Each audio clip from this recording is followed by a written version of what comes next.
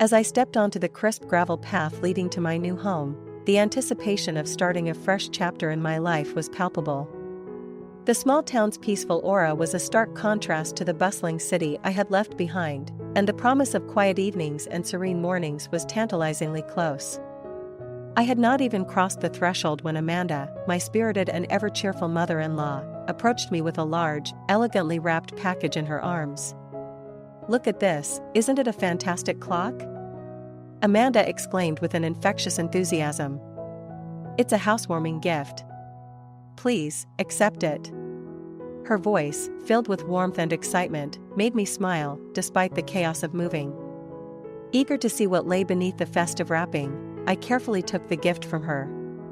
Amanda's eyes sparkled with delight as I unwrapped the package. Inside was a beautiful wooden clock, large enough to demand its own space on a wall. The craftsmanship was exquisite, with intricate details that spoke of skilled hands and careful attention. Atop the dial was a small birdhouse, charming in its simplicity. "I'm sure at certain times, pigeons or small birds will pop out of it," Amanda continued, her smile widening as she watched my reaction. I thanked her, genuinely touched by her thoughtfulness. The clock was not just a gift, it was a symbol of new beginnings, of time that would be spent creating memories in this new home. However, as I shifted the clock in my hands to get a better look, a glint of something unusual caught my eye. It was a fleeting sparkle from the corner of my vision, subtle yet unmistakably out of place. The light drew my gaze toward it, and as I stared, a sudden, inexplicable wave of anger surged within me. The emotion was overpowering, irrational, and before I could comprehend the reason behind it, I found myself acting on a violent impulse. With both hands, I swung the beautiful clock and smashed it against a garden stone. The sound of shattering wood echoed through the air, a stark, jarring noise that seemed to freeze time itself. I stood there, panting, my heart racing, as the realization of what I had done began to sink in. Amanda, my mother-in-law, stood a few feet away, her face a mask of shock and confusion. The smile had vanished, replaced by a look of hurt and disbelief. "My name is Jennifer," and at that moment, standing in front of the shattered remains of a gift given in love, I felt a deep sense of shame wash over me. "I'm 30 years old, working in administrative tasks at a factory, a job that requires precision and calm, qualities I thought I possessed. My father, who also works in manufacturing, taught me from a young age that this industry isn't just about the physical creation of goods, but also about the people who manage and support the processes behind the scenes."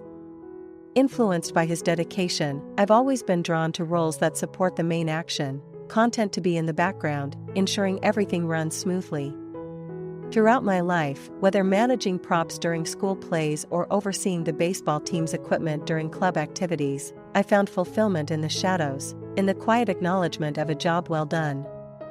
This background role never diminished my sense of contribution. The occasional "thank you" was enough to remind me that my efforts were valued. Driven by a deep admiration for my father and a desire to follow in his footsteps, I aimed for an administrative position right out of school. However, the path wasn't straightforward. My initial attempts to secure a position at a factory were unsuccessful, as these roles often went to candidates with more specialized knowledge or experience. My first job was in a retail store, far removed from the industrial environment I yearned for. But I didn't give up on my dream. While working, I dedicated myself to learning about machinery and enhancing my administrative skills, aiming for the opportunity to make a significant change. After 3 years, my persistence paid off.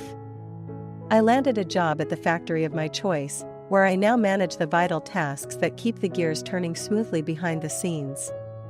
It was here, in this environment of precision and structure, that I met Daniel, the man who would become my husband. The day Daniel proposed was one of those rare, picture-perfect moments that you read about in novels or see in movies. Daniel, always the soul of kindness and buoyancy, had managed to plan the perfect surprise to wrap up our unforgettable trip to Hawaii. I had always dreamed of visiting the islands, drawn by their lush landscapes and serene beaches, so the trip itself was a dream come true. But it was Daniel's proposal on our last evening there that truly marked the pinnacle of our romantic getaway. It had been a beautiful day, and we decided to celebrate our last night with a fancy dinner at the hotel's renowned restaurant. The full-course meal was exquisite, and by the time we finished our dessert, I was content and more than a little full. Then, unexpectedly, Daniel signaled for the waiter, and to my amazement, another dessert appeared, this time a beautifully decorated cake. Confused but intrigued, I couldn't help but cover my mouth in surprise when I read the icing on the cake. "Will you marry me?" At that moment, Daniel got down on one knee, his smile wide and hopeful as he opened a small box to reveal a sparkling diamond ring. "Will you marry me?" he asked, his voice steady but filled with emotion. The intensity of the moment overwhelmed me. Tears streamed down my face as I nodded, unable to find my voice to speak. The surrounding tables burst into applause, and although it was a bit embarrassing, it was undoubtedly a moment I would never forget. Despite the joy and the perfect proposal, a small concern lingered in my mind, a shadow amid the brightness of our engagement. It was during a visit to Daniel's house to announce our engagement that this concern had surfaced. Amanda, Daniel's mother, had always been a strong and outspoken figure. She had greeted us warmly enough, but her words soon took a turn that left me uneasy. "I've heard about you. You're a very hardworking and sincere young woman. By the way, how old are you, Jennifer?" she asked casually. When I replied that I would soon be 28, her response was less than enthusiastic. "What? I hope everything is fine with having grandchildren." "I was expecting a younger bride," she remarked, almost thoughtlessly. Daniel, bless him, immediately came to my defense.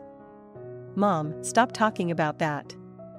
We are about to get married, don't be rude," he interjected firmly, trying to brush off his mother's comments.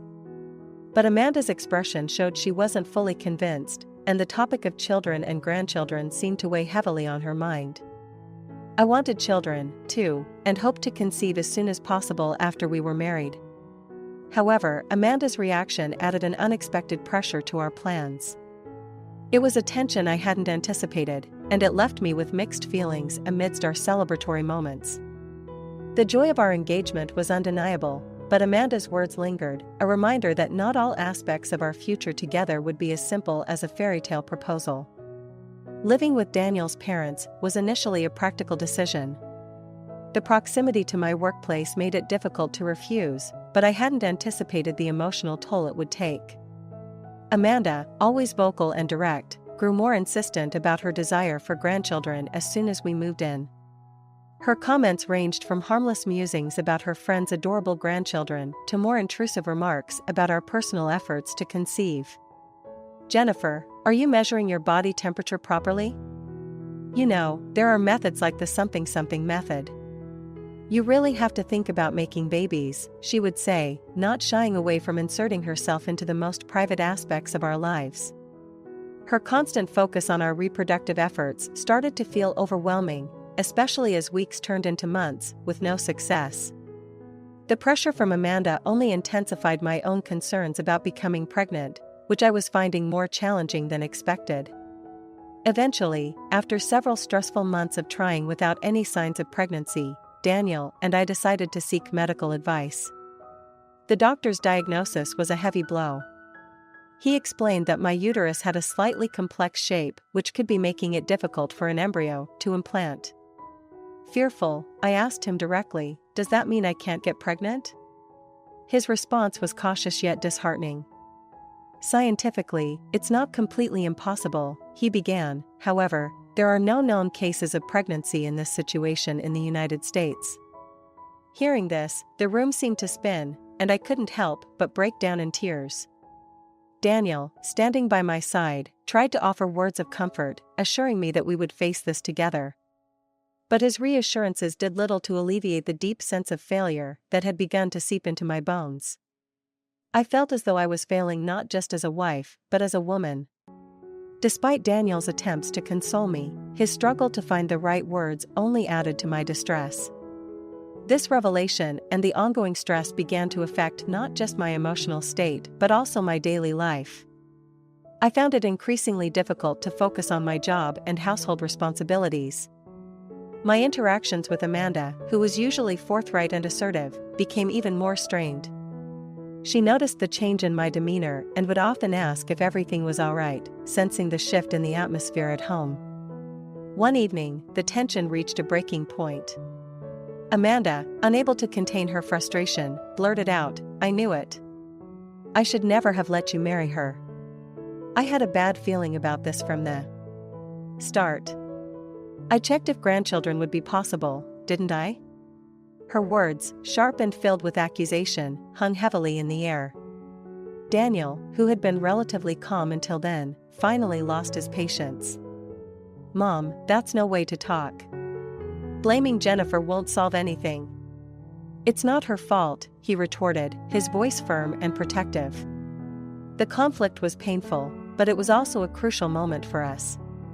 It forced us to confront not only the challenges of our situation, but also the dynamics within our new family. This confrontation, although harsh, was a necessary step in addressing the unspoken tensions and beginning to work through them as a family. The situation at Daniel's parents' house had become untenable. The tension that had been building over time had finally erupted into open conflict, leaving Daniel and me in a state of emotional turmoil. Amanda's outburst that day was the last straw. As she stormed off to her room, Daniel tried to console me, his words gentle yet tinged with sadness. "Don't worry about it, Jennifer. You don't have to mind her," he said, but his voice betrayed his concern. The room felt heavier, suffused with a sense of injustice and pain that no words could alleviate. Later that evening, as we sat quietly together, trying to find solace in each other's presence, I broached a subject that had been haunting me. "Daniel, actually I've been thinking about this too." I began hesitantly, the words catching in my throat. "What do you mean?" Daniel asked, his brow furrowing in concern. I swallowed hard, my heart aching with the thought of the words that were about to leave my lips. "I think it's too painful for you to stay with me. You want to have children, right? But you can't have them with me. I think it would be better for us to break up." Daniel looked stunned, his eyes widening in disbelief. "But Jen," he said firmly, grasping my hands in his, "I married you because I want to spend the rest of my life with you, Jennifer, whether we can have children or not. As long as we can live together, that's all that matters to me.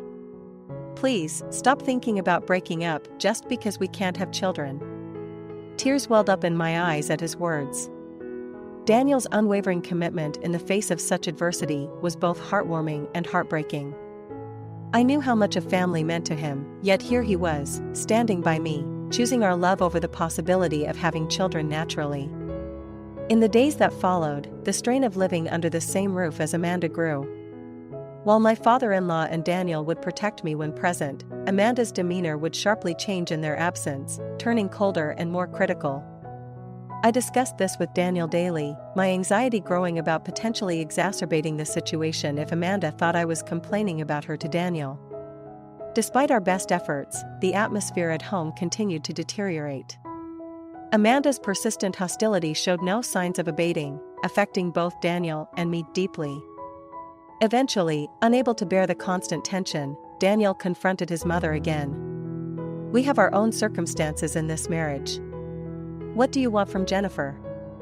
Isn't it enough that she lives here with us? Stop being so mean to her," he implored, his voice filled with frustration. Amanda, however, was unyielding. "Quiet. I will not accept a daughter-in-law who can't give me grandchildren," she retorted vehemently. Her words cut through the air, leaving a silence that was both chilling and final. "I can't live with you anymore. This is not fair to Jennifer. We're moving out," Daniel declared firmly, his decision resolute. Taking action, we began searching for a new place to call our own. Initially, we looked for rentals that could accommodate us immediately, but nothing felt right, nothing met our expectations. After much discussion, considering our living expenses and future plans, we agreed that building a new house would be a better option. It was a significant decision, but one that promised a new beginning, a chance to create a home where love and respect could flourish, free from the oppressive atmosphere that had overshadowed our recent days. The sight of Amanda at our new front door, only a week after we had moved to escape the tension and constant criticism, was like a ghost from a past I was desperately trying to leave behind. There she stood, bags in hand, with an apologetic air that was so out of character it took me a moment to process. My father-in-law, who appeared equally uneasy, accompanied her. Despite the knot of apprehension in my stomach, I couldn't help but be curious about this sudden change in demeanor. "I'm sorry for making you feel uncomfortable because of me," Amanda said, her voice unusually humble. I was taken aback, my eyes darting to Daniel, who shared my disbelief. This was not the Amanda we knew. Her usual forthrightness was replaced by a meekness that didn't quite fit. She didn't attempt to step past the threshold. Instead, she extended a large package toward me. "This is a housewarming gift. Hang it in your bedroom or something," she explained, adding that the salesperson had mentioned it was good feng shui to place such an item in the bedroom. I hesitated, then took the package, almost mechanically thanking her. But as I did so, I noticed Amanda wouldn't meet my gaze. She was already turning, tugging my father-in-law back down the path.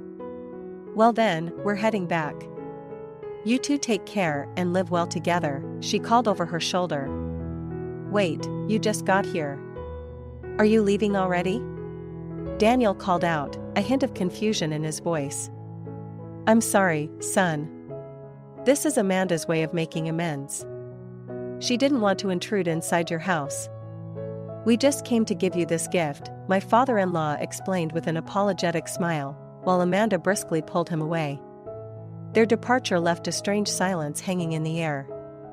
Amanda's submissive attitude, so contrary to her usual assertiveness, left me feeling unexpectedly remorseful. I sensed my father-in-law's reluctance to press the issue further, respecting his wife's apparent attempt at reconciliation. Encouraged by Daniel's excited voice, I decided to open the package right there on our front porch. Inside was a beautifully crafted wooden wall clock, adorned with a small birdhouse-like ornament. It was designed like a cuckoo clock, quaint and charming in appearance. However, as I handled the clock, a detail caught my attention, igniting a spark of suspicion. Without a word, driven by a sudden impulse, I lifted the clock high with both hands and smashed it onto a garden stone nearby.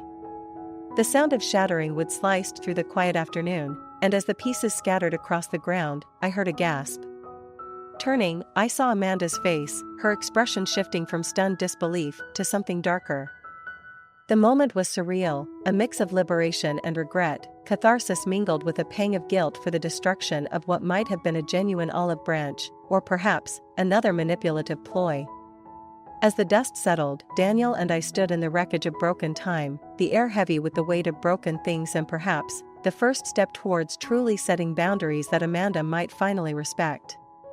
The quiet of the moment was pierced by Daniel's sharp, incredulous tone, his eyes darting between the broken pieces of the clock and the device I had retrieved from its wreckage.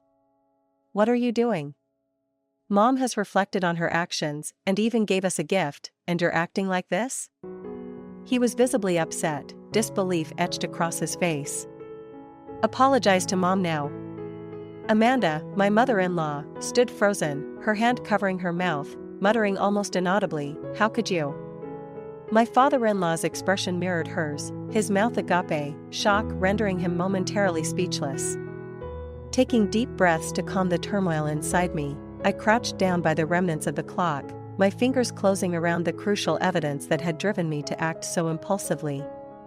Standing up, I held out the small, sophisticated parts for Daniel to see. "Can you still say that after seeing this?" I asked, my voice steady despite the shaking of my hands. Daniel took the parts from me, confusion turning to anger as he pieced together the reality of the situation. "What is this? Why is this here?" he demanded, his fist clenching as he stared at the covert devices, a camera lens and a voice recognition module, hidden within what was supposed to be an innocuous household item.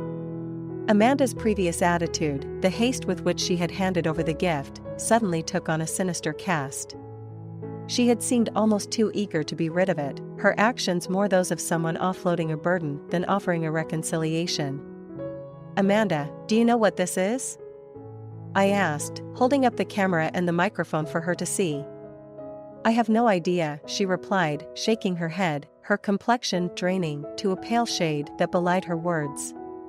Daniel, still holding the devices, added, "It's part of a camera and a voice recognition device." The words hung heavily between us, the implication clear and damning. Out of the corner of my eye, I saw my father-in-law, his initial shock evolving into a dawning realization of the gravity of the situation. When I touched the birdhouse, I felt suspicious because the door wouldn't move at all. I continued, my voice firm. "I thought it was just a decoration, but then I saw a small round black hole in the center. When the sunlight hit it, I noticed something glittering inside and realized it was a camera lens." Amanda, cornered by the revelation, could only muster a nervous glance around, clearly disturbed by the turn of events. My father-in-law, the weight of the situation settling upon him, turned to his wife with a deep sigh. "Is this true? You went to such lengths, Mom? You knew about this, right?" The implications were horrifying. If we had hung the clock in our bedroom as intended, Amanda would have had unfettered access to the footage and audio from one of the most private spaces in our home. "Why would you give us something like this?" my father-in-law asked, his voice a mix of anger and disbelief. The room was thick with tension, each of us grappling with the betrayal and its implications. Daniel, trembling with rage, and Amanda, looking around nervously, clearly disturbed by the exposure of her actions, were caught in a moment that would inevitably change our family dynamics forever. "Which my mother stormed out and hasn't been back since," my father-in-law continued, his voice tinged with sadness and exhaustion. "I just don't know what's going to happen now. She's staying with a friend, and I'm here trying to sort through everything. I'm so sorry you both had to endure that, especially Jennifer." His apology, while heartfelt and touching, deepened the confusion and hurt that had taken root within me. "No, Dad, are you okay after all that?" Daniel spoke again, his concern for his father evident in his voice. The situation had clearly taken a toll on him as well, and despite the anger and betrayal, his worry for his parents remained. I listened quietly, my thoughts swirling. The events of the past few days had left a mark, and while I felt relieved to be away from Amanda's toxic behavior, I worried about the strain on Daniel's relationship with his parents. The breach seemed irreparable, and the family dynamics had shifted in ways that would be challenging to navigate in the future. "We had a big fight after that," my father-in-law explained. "I don't know if she'll come back or if we can even go back to how things were.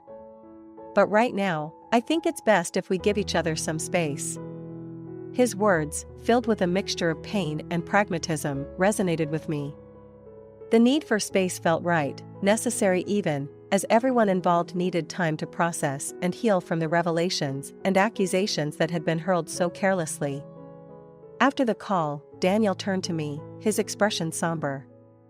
"I'm sorry my mom said some really terrible things."